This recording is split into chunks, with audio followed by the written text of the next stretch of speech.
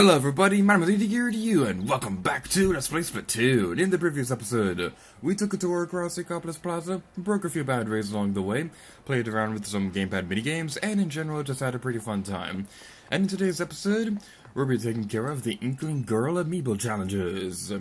So, how you get to these? Go to the amiibo box in the plaza, scan your amiibo in, and then you'll be able to play through the levels.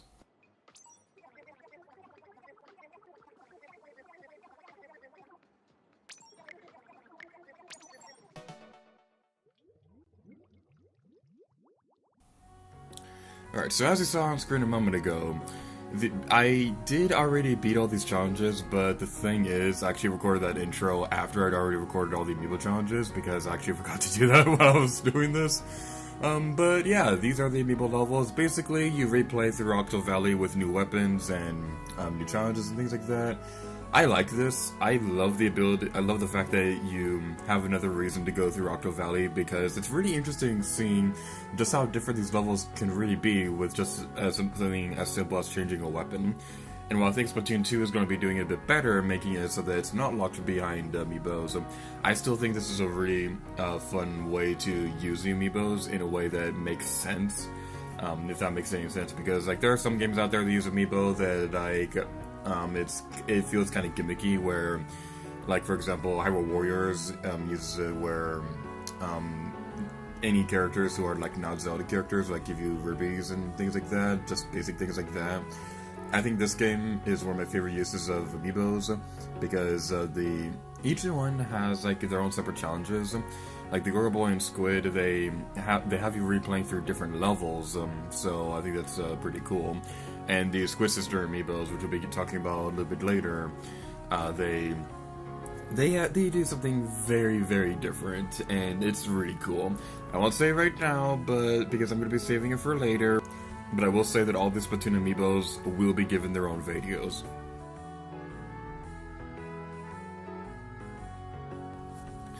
Now, actually planning out how I wanted to demonstrate the amiibo functionality was something that kind of took a little while for me to figure out, because I knew going into this project that I wanted to demonstrate every single amiibo level, but I didn't want the series to go on for too long, because I felt that if it did go on for too long, then people would start losing interest, and seeing us going through the same levels over and over again multiple times would get very repetitious. So my compromise is I'm speeding up all the footage of the amiibo challenges so that you guys can see what it's like to go through these levels with the new weapons, because I figured that everything that I would want to say about these amiibo challenges I can say in one video, because I don't really think that I have enough to say about the amiibos themselves to justify going through like 18 more videos per amiibo.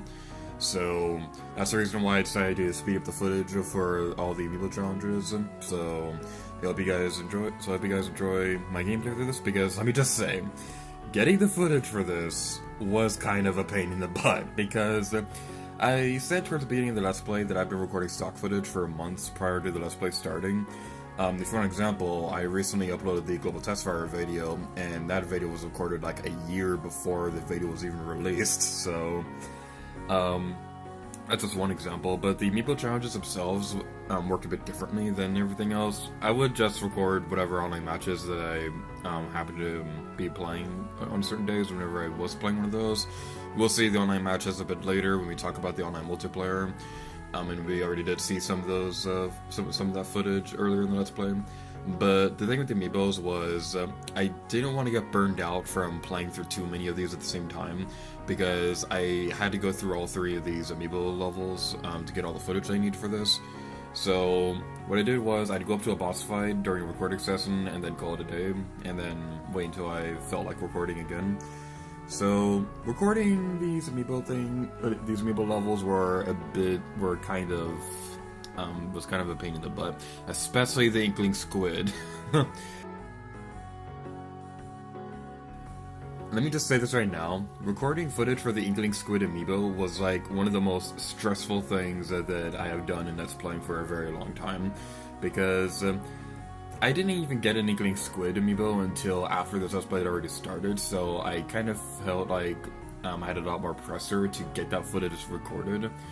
So there was a lot more pressure and stress for getting the Inkling Squid amiibo footage, but I'm pretty happy with the way that it all turned out. So I'm really looking forward to you guys seeing that, because all the amiibo levels for this game is awesome.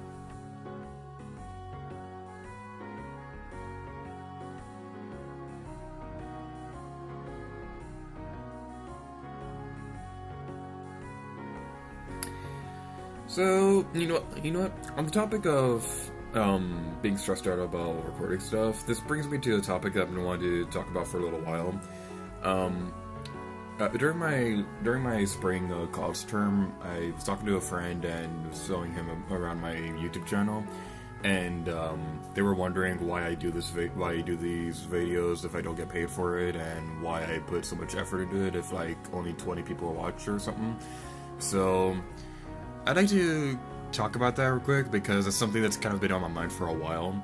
It does bum me out sometimes if I put a lot of effort into a video and not a whole lot of people watch, but at the end of the day, I don't particularly care that much to get to do this as a job, because I knew going into Let's Playing that I would never make this a job, because there's a very slim chance that I'd ever get noticed, and even if I did get make this a job, it would be way too stressful for me to try to record footage for videos like every single day and try to get videos out every day. I did try that for a long time, a few years ago, and that was way too much for me, which is why I upload 2 videos per Let's Play every week. So yeah, I don't have any intention on ever making this a job, but the reason why I still make videos, why I have been making Let's Play videos for like 5 years now, is because I want to. It's something that I enjoy, and it's really fun to talk about these games while playing them, because like I don't really have a lot of people that I could talk about games with, because like even though my roommates do love playing games, they're not into gaming as I am, and I don't really get to see Monkey on Call or Ray all that often anymore, because we're all busy with our own schedules. So it's really fun to just play a game and talk about it, even if only a few people are going to be watching these videos. And editing is fun, even if it's very stressful with things like Earthbound or Pikmin 3, or Epic Mickey will probably be the best example, where it takes like so long to get a video out. It's still a very fun challenge, and I like figuring out how I can get around like different obstacles. Like when Greco was gave me in the James Roll, so like when we started recording together, it was really fun trying to figure out how I could get all of our commentary files in the same video, because my editing limitations made it impossible to have more than one audio track. So that was really fun to figure out. So the bottom line is, I do Let's Playing because it's fun, not because it's a job. If I did do this as a job, that would take away the fun out of doing this, and I don't think I'd be able to do it for as long as I would want to. I've said for years that my ultimate goal as a Let's Player is to make 100 Let's Plays. Whether or not that's actually going to happen remains to be seen, because I've been doing this for 5 years and I'm at Let's Play number 20 right now, so it's going to take a very long time to get to 100 Let's Plays, and I'm not even sure if I'll make it to that point, because who knows what's going to happen in the future. But that's just something that I need to get off my chest, because it's been in my mind for a while. I have no intention on ever making this a job, and so I really hope you guys do enjoy these videos, but I have no intention on ever making this a job. So now that that's out of the way, let's talk about the actual amiibos, because we're like 9 minutes into this video and haven't talked about how the amiibos actually work in this game. Okay, well I kind of did, but I didn't really talk about some more stuff that I want to mention, like when they were released or what rewards you get. The amiibos were released in 2 waves for the Splatoon line. I'm not going to be talking about the Splatoon 2 amiibos in this video, because if I ever make videos for Splatoon 2, which probably not going to happen for a long time, because that game's not even released by the time this video is being uploaded. The 2 Splatoon amiibo waves, the first one had the Inkling Girl, the boy, and the squid. Those were released on May 28th, 2015 in Japan, May 29th in North America and Europe, and May 30th in Australia. Wave 2 was announced about a year or so later, and it included the Callie and Marie amiibos and alternate colors for the girl, boy, and the squid. Those were released on July 7th, 2016 in Japan, July 8th in North America and Europe, and July 9th in Australia. The Squid Sister amiibos were released in a bundle, so you cannot buy them separately. And the Inkling Squid amiibo, both the regular version and the alternate color, are only available in a 3-pack with the girl and the boy. But the thing is, the girl and the boy are sold separately from each other. So it's kind of a weird situation. You can buy an Inkling Squid by itself off Amazon from Japan or whatever. That's what I did when I needed to get the Squid amiibo, because fun story. The 3-pack for the Gorbo and Squid amiibos were released in a bundle, and they're like $35 together. I didn't have enough money to get that bundle when I was looking for my Splatoon amiibos. So what I did was I got the Inkling Girl amiibo because that's the one that I want first. The Inkling Boy amiibo I actually got from the James Rolls during a giveaway that he did during his Captain Toad Treasure Tracker Let's Play. Fun story about that.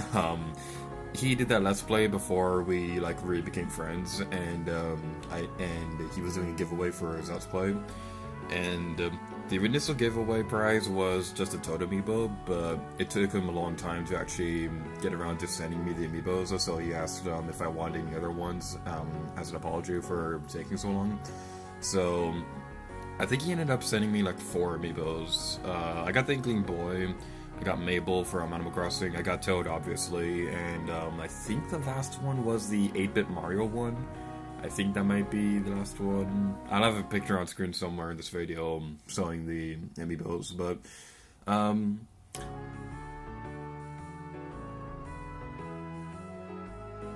yeah, it was a pretty fun time, and it's kind of funny because like he sent those amiibos before we really became friends, and it's just really fun to think about, because like that was during his Let's Play, and his Let's Play predated mine for a few months, and we started becoming friends after I had started my Let's Play. So, and I met Green Purpose Gaming when he was in the middle of Mario Kart 8, and I was towards the end of Super Mario Galaxy 2. So, that's a fun story. I think Pink Government and I met through Miiverse of all things, so I don't remember exactly which Let's Play I was doing when we started talking. But that's the fun story of how I met YouTube friends. Yeah. Going back to the amiibos, the reason why you would want to play through these amiibo challenges is because they all give you new costumes and mini games for you to play through in the game. The Inkling Girl amiibo, I'll talk about the rewards for the boy and the squid when we get to those videos, because the Inkling Boy amiibo and the squid amiibo will be given their own videos. I just realized amiibo and video rhymes. I'm easily amused. But anyway, the Inkling Girl amiibo rewards. You get a reward for every time you defeat a boss fight in throughout these videos. And before I continue onward, I just want to say that if you've been noticing jump cuts like that in the video, the reason for that is because I died at certain points, and editing out those failed clips would have taken off like 2 minutes from the video, and I didn't want this video to go on for too long, so I tried to edit out as many time between deaths as I could. But going back to the Inkling Girl, defeating the mighty Octostomp will give you the squid hair clip, the dreaded Octonozzle will give you the school uniform, the rampaging Octowhirl will give you the school shoes, the ravenous Octomaw will give you the squid ball minigame on the gamepad whenever you're in a lobby. I demonstrated this minigame in the previous episode. There'll be a card on screen right now that will take you there if you want. And defeating the Octobot King, DJ Octavio, will give you a new weapon, the Hero Charger Replica. I'll be demonstrating getting the Hero Charger Replica in a future video. You'll see what I mean when we get to that point. But basically, long story short, the Inkling Girl amiibo will give you like a school uniform styled outfit. So, and the funny thing is, for the longest time, I thought this was something that was only available for the girl Inkling, but I was wrong. I was trying it out this morning, and the boy Inkling can wear it too. The Inkling Boy just has like a regular school shirt and ties like that, but the Inkling Girl amiibo's outfit actually changes because like she's a girl and stuff like that. So C wears a like a jacket and a skirt and things like that. So it's kind of interesting seeing some of the outfits change depending on whether or not you have the boy or the girl Inkling. Like, I believe the Octoling armor, if you have the boy Inkling, they have an undershirt, but the girl Inkling doesn't have that, so that's kind of interesting.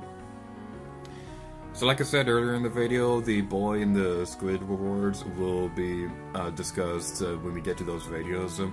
So that's gonna be fun. And I don't remember if I said this already, but the Callie and Marie amiibos, both of them will be discussed in the same video.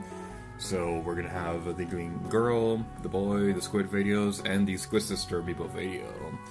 Yay! This is fun. And this took a really long time to plan out. And I mean a really long time, because I've been like recording stock footage for this Let's Play for a very long time. Alright, so going through here, I would say this right now, I think that the Inkling Girl amiibo challenges was probably the most difficult for me to record because I'm naturally just not that good of a sniper weapon. I'm not that good of a sniper user in Splatoon. So playing through Octo Valley with a sniper weapon was a bit of an interesting experience.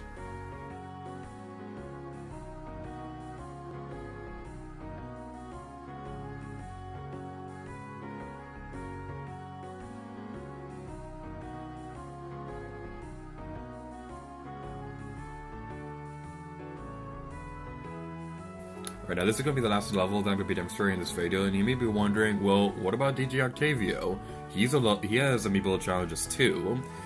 Here's the thing. DJ Octavio is way too awesome to just speed up his footage, so I have a special plan in mind for the DJ Octavio amiibo challenges. We'll see more about that when we get to that point in the Let's Play, but as for now, we're getting this video off here, so thank you guys so much for watching this video of Splatoon. In the next episode, we'll be taking care of the Inkling Boy amiibo challenges, so thank you guys so much for watching this video, and until next time, later gear to you. Oh yeah.